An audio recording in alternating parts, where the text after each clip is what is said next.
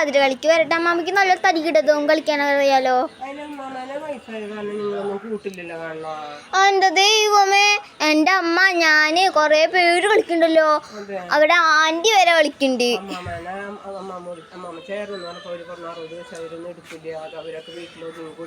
അമ്മാമ്മക്ക് ശരിക്കും പറഞ്ഞ എത്ര വയസ്സാ? ഓ പിന്നെ എന്താ 36, 58 കളിക്കാൻ പറ്റുമോ? പിന്നെ അവര് പറയുന്നത് വയസ്സായവരൊന്നും എടുക്കില്ല, അവരെ ലീസ്റ്റൊക്കെ കീറിക്കളഞ്ഞു. എന്താന്ന് വെച്ചാൽ ഇതൊക്കെ ഇനി വീട്ടില് സ്വസ്ഥമായിട്ട് അവിടെ കിടക്കലും കടലിലിരുന്ന് നാമം ചൊല്ലിക്കളഞ്ഞ പറഞ്ഞോട് കളിക്കാൻ വരണ്ടെന്നാ പറഞ്ഞത്.